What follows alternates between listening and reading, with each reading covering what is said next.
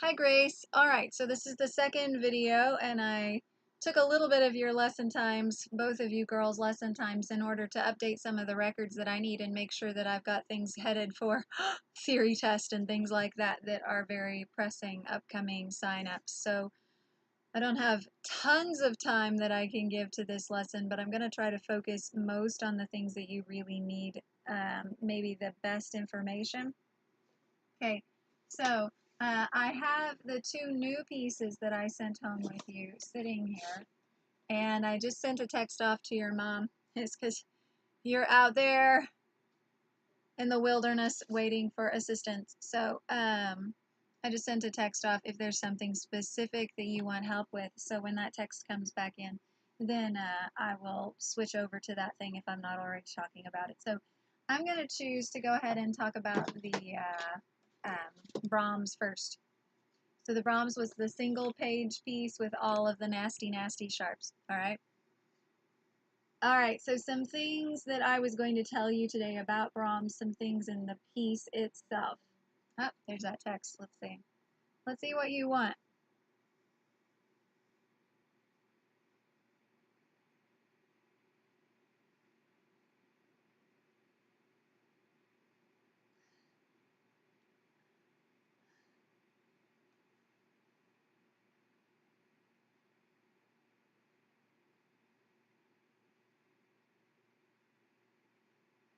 I'm saying, you want all of the Spanish piece? Is that what you're asking me for? I'll have to find that book if that's the one that you want. I'm going to talk about Brahms. Ha! Okay, so the Brahms, lots and lots of sharps. I'm going to play just the right hand so that you can compare what you've already done. You'll notice that when you're seeing me from this view, my posture seems really off. I actually have this pole right here. You can kind of see it right there. That's kind of forcing me out of position. The bench isn't exactly where I want it to be, and honestly, I need to go see the chiropractor. Other than all of those things, don't have my posture. If you're like, hey, Miss Amy, she's all like weird and out of disproportion. Okay, you're totally right, so don't do that. Okay? But when I play, you're going to get to see this view, which is a whole lot more handy because you'll get to actually see me play the keys. Let's see. Oh my goodness, somebody else is texting me. I thought it was you.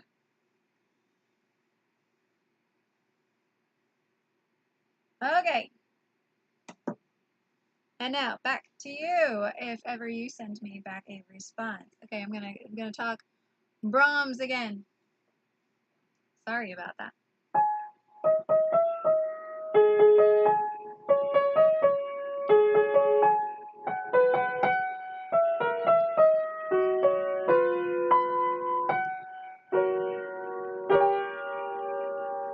And there I'm going to pause. All right? Let's speak specifically about which fingers you ought to be using. Okay? That's not very difficult, right?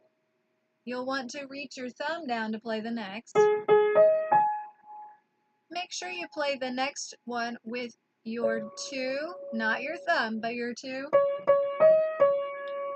Thumb.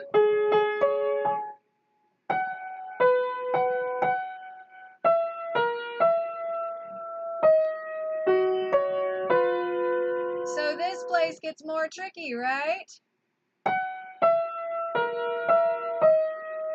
Now there's a place that we can make a little exchange that'll make things easier. I'm going to back up to 1, 2, 3, 4, 5 in your music. It's just out of range on my camera. There we go.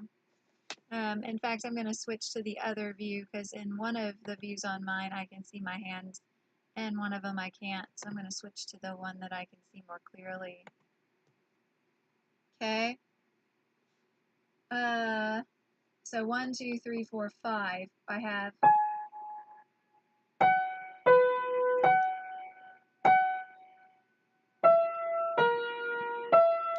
Okay, so you notice I can play this one in measure 6, the E to the A sharp, and then switch out to pinky so that way I can play the next measure with my 4th finger, because you'll notice that the top note is slurred over to the next top note, right? And so in order to be able to play the F sharp and still do that one, you really need to have that fingering. Then you can slide your thumb down for the next beat. Sounds beautiful, doesn't it? No, of course not, but you're not stopping on that sound, so that's acceptable. Then you jump up, and then you want to play this one. We don't have enormous hands, so instead of playing with the 4, they recommend play with the 5. And then come up, okay? So I'm going to show you that one. Those chords are funny. Notice that we keep the 2 inside notes. We're switching to G. Okay? So we went from all black to the G's on the outside. Okay, so you pick them up, repeat all of them, and then you do it again.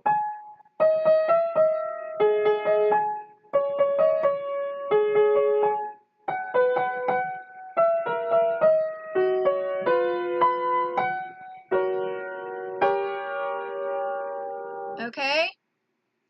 Let's see if that last text message was you. You say yes. The second page of the Spanish piece. I'll find it in just a second.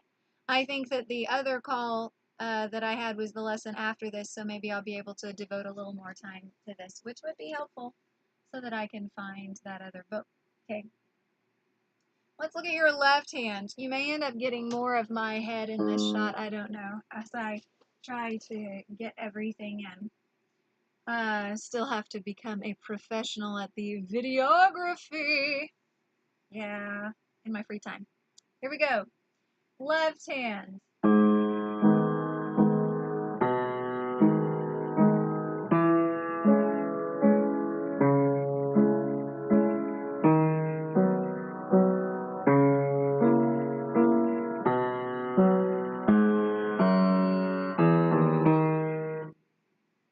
Yours is exactly like that, right?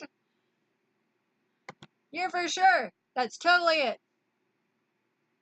Maybe and maybe not. So let's go back through that one slower, okay? Notice something about your left hand. That the first note, the note down here, is extremely important at the beginning of each measure.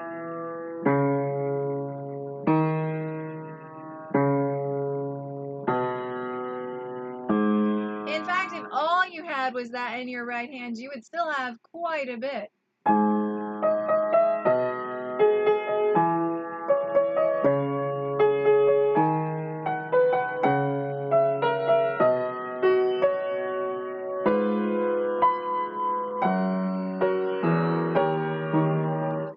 Right? That single note is extremely important. In fact, I would recommend that you practice it with that single note, just as I did a moment ago, so that way your left hand gets a good idea of mapping out where it's headed.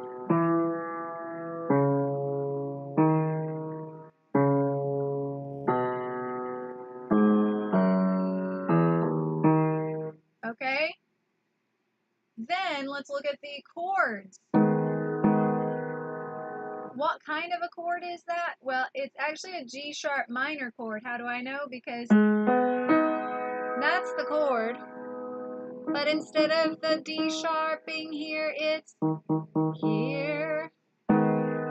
Okay? So it's really this chord in this inversion. Remember, we can stack them in different orders. The second measure is still the same chord. It's just that we left the B for the D.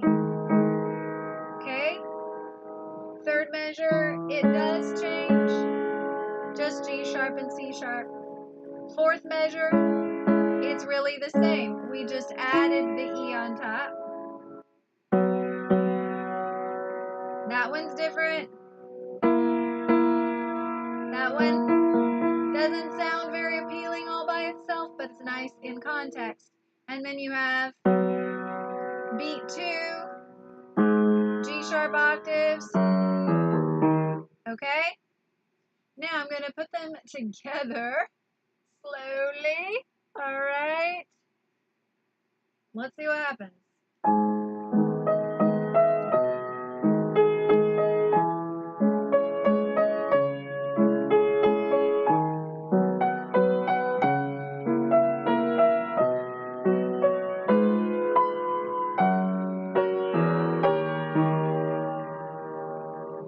If yours sounds like that, then congratulations! Yay! If it doesn't, hit rewind, look back through the things, work a little bit more, right? Now, assuming you've got that, I'm going to share with you some of the places that I think are really tricky in this. I think all this, write notes helps. I think that all of this is fine.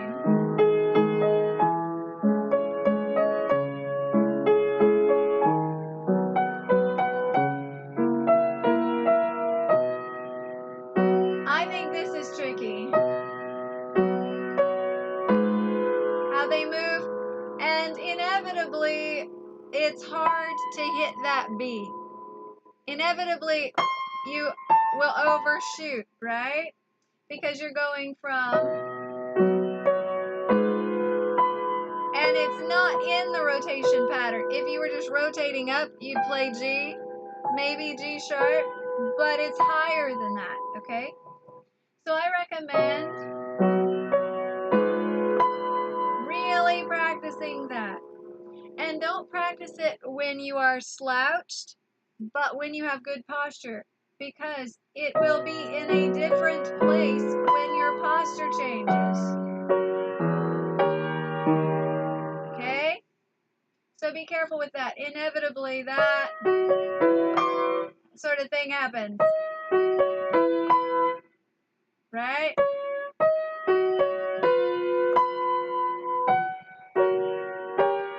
And it will go much faster than I'm playing it at the moment, too, so keep that in mind, all right? Artistry-wise, with this beginning part, you want it to be piano, but it has this word at the beginning. I'll let you see that I'm here, right? Not just watch my hands the whole time. It is piano. It is quiet, but it also has the word next to it that is dolce. Okay, I'm pretty sure we talked about this word before, but dolce means sweet. If you think it's the same in Spanish, it's a crossover word. So Spanish, Italian, they kind of share some things in common. So dulce de leche, the sweet milk, right? You might see it in lip gloss and stuff sometimes, dolce, because Dolce and Gabbana, right? Sweet, the word means sweetly. So you don't want it to be so sweet that it's like, right? Not gag sweet. That will probably be the moment that YouTube decides to take for the still shot of this lesson, because it seems to get them at random and they're all horrible. So in the still shot of this lesson, when you click on it, it's like, and then, congratulations. YouTube is interesting. So, make sure that it's sweet, pleasant. It's the kind of sweet, like a gentle breeze, right? Not like toxic perfume sweet, okay? So we're going to play it sweetly, and then I'm going to give you some other ideas of what you can do here, okay? So we get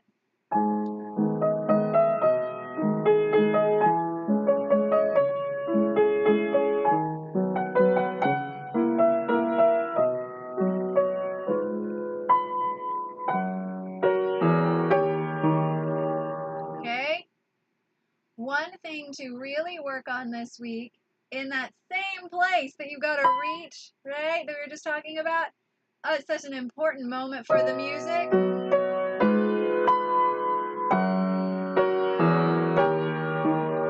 You want to bring that out. You want to be drawing the ear back to G sharp. Okay, so I'm going to try to play this in such a way that you can get a better idea for what it will be as a finished product, even though I haven't practiced it. And this is really the kind of piece that I would want to practice in order to give you a great sense of what it's going to be. So let's see what happens. It's an idea, not an absolute, okay? You want it to be See,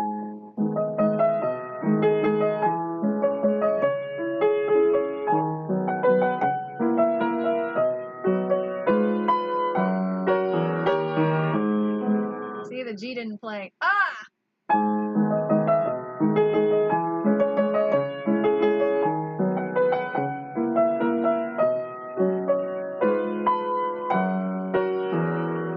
See it? Barely overshot that one, so you can see that that is truly a thing that happens. And then you would go on to the next part of the piece, which we're not going to cover today, okay? 15 minutes on just that first part. Is that common? Absolutely. We didn't even talk about the era of Brahms or interpretation or things about him.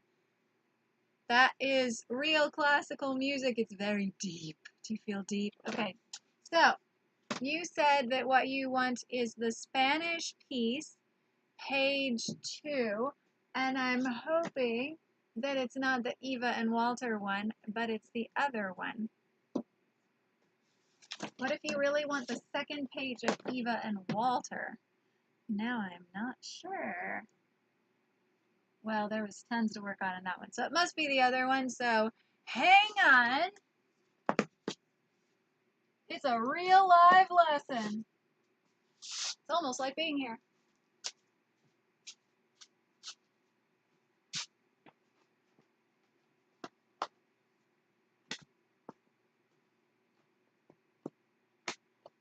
Oh, I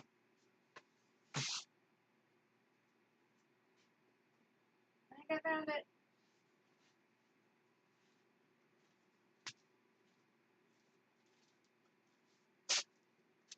Is this it?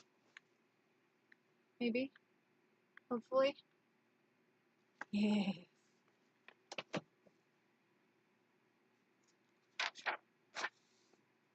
Okay, you want help on page 2. And it does appear that the next lesson is also having a problem. Is this just a thing today? Okay, hopefully not. Let me consult page 2 for just a moment.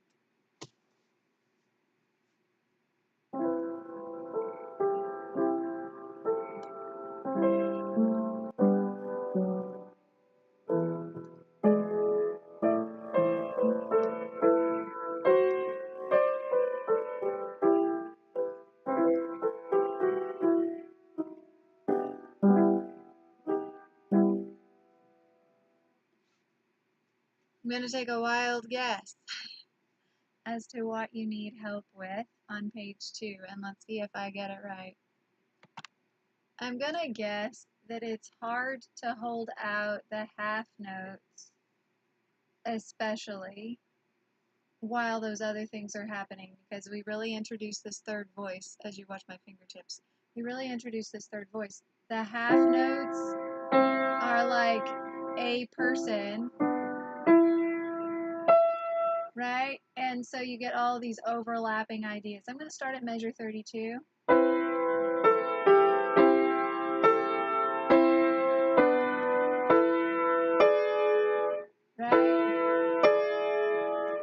Alright, so I'm just going to break this down the way that I would practice it, and so therefore the way I would recommend that you practice it. I would do measure by measure. I would do...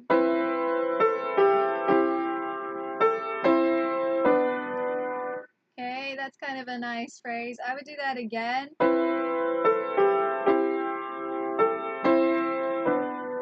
And then I'd make it as musical as I could.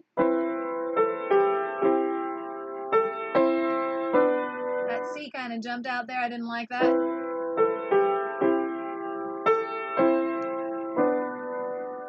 And then I'd do the next phrase. And I'd be real tempted to just catch that with my pedal, but that is better. If you do the fingering. Okay, I don't have my pedal on at the moment, so you can hear that. So you let it go. And that's a good way to train your hand to do that. Not in tension, but play the E, let the top half go. Let the top half go. and then do just the top half connected, because the bottom note goes down and the top note goes up in that place, so you have, right? And that way it gives you more control of shaping that line, because you can feel what's happening within your hand. So when you put the pedal back in, it's helpful. Okay, so then I'd go through to the next part. I'd play.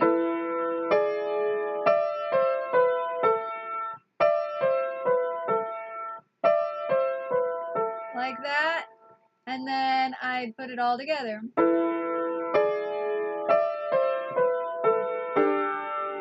And I'd do the next one. Same idea, without pedal.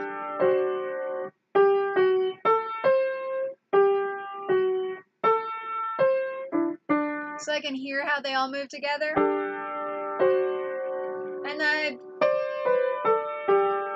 right, and all. Right, and then I go on to the next one. And then,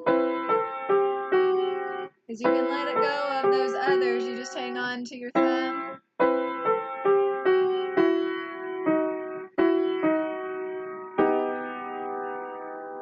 Ah, that one's nice and tight, isn't it? So you don't repeat the D sharp, is what happens there. No G sharp, right? No G sharp. Okay, so then I'd go back, and I would do this over the course of time. I would do that. But what I just did for you was like an abbreviated version. I would do just that for like 20 minutes easily. I would just detail this voice goes to here and this one holds, and just kind of get that in my system that that's what was going on, so that way I could control every moving part, right? So that's what I would recommend, that you sit down and you control which note is going where at what point, okay? You don't have to memorize all of it, but your hand will get a sense of where it needs to move, which will make a huge difference, okay? So I'm going to play it again. We're going to do.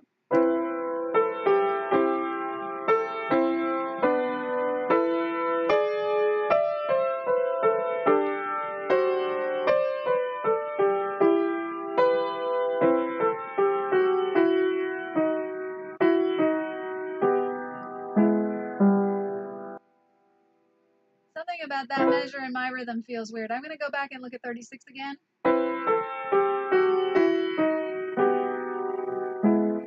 Why do I keep playing G sharp? Don't play G sharp. No G sharp. Okay. 2 and 3 and 4 and that's what it is. So make sure that you don't stall like I did. Okay. Now that my hand is aware, and again, I've done this sort of thing a lot, right? So my hand is going to be more aware, maybe more quickly than yours is. You're going to have to take the time to become aware, right? But the next layer that I would do then is the shaping of the individual lines, okay? So I would go back and I would do.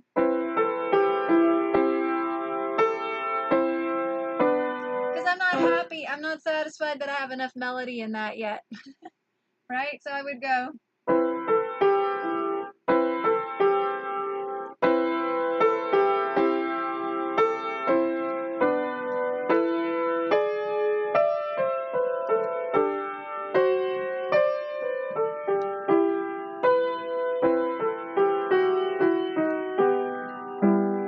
Right, because your pinky has to do all this work, poor little pinky.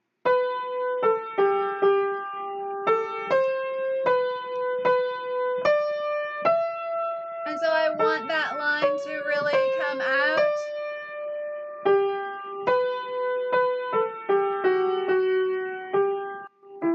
Right? And the other stuff to be there too. So I want to really focus on that melody, that top note.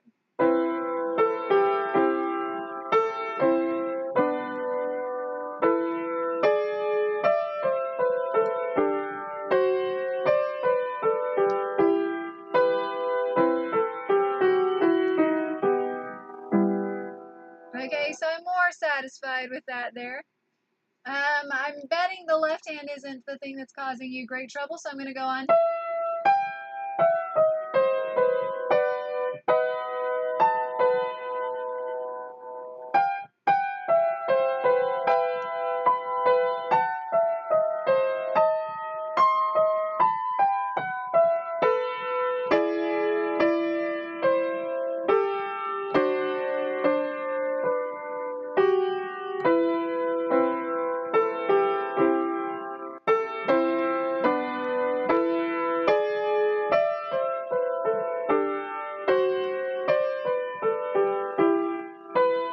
Okay, so it's basically the same thing of what we've already talked about.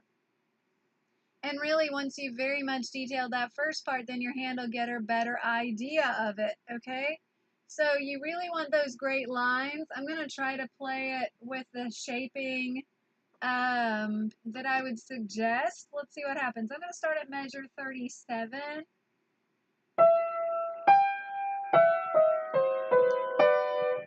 D sharp.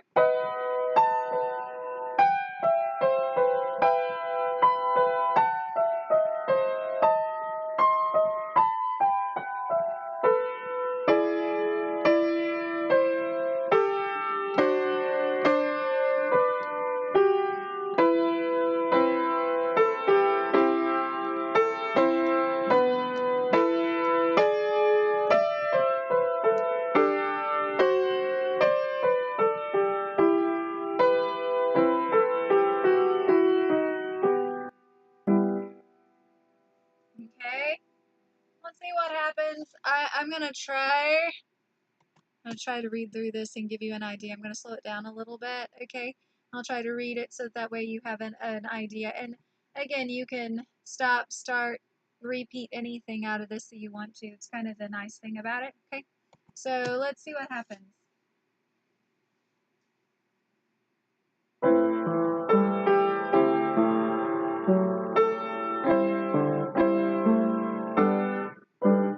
It's easier with just one hand, isn't it?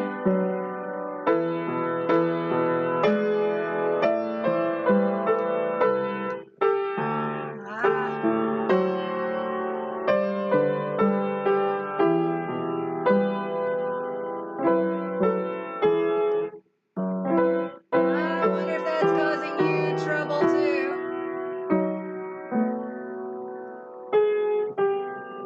And me always wanting to put the G sharp in there. Okay, so let's do measure 36 again.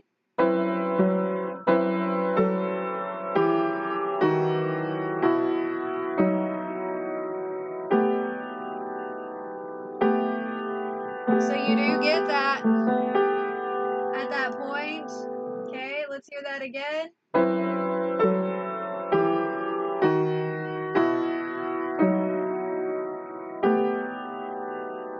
Tricky place, so be careful with it.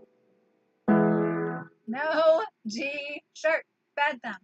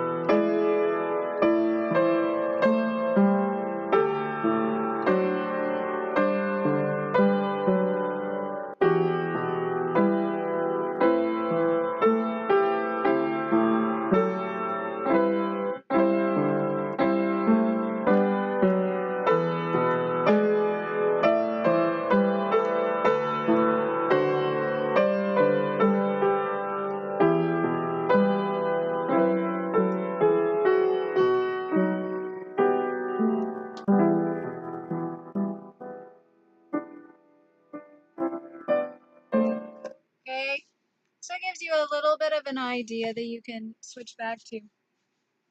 It's not nearly as glorious as it will be when you are finished with it, because you will be working on all of those notes and things, and so you will be able to control those shapings, and I would be able to control that more if I worked on it. But you're the one that needs to work on it.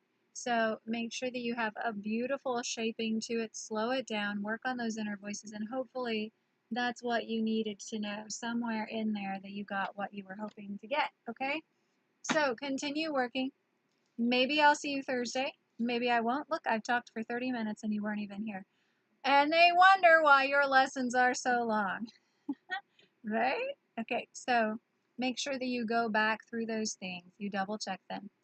Your code word in order to get your practice points for next week is monkey glue. It makes no sense. That's the way it's supposed to be. You'd never think of it on your own. It's not guessable. Monkey glue, write it down if you need to, so that way you get your practice days, because you don't want to miss out on your practice days. Maybe I'll see you Thursday if things work out with that. Hopefully everything's okay with your car. And I will expect to see you next Tuesday. Hopefully all will work out with that. If you have any questions or something that I missed, then please send me a text, let me know, and I'll see what I can do to help you out this week. I'm going to go ahead and shrink my little frame so that I can end this lesson. Again, let me know if there's something that I can do to help you out. I hope you have a great week, and I will see you in person, hopefully next time.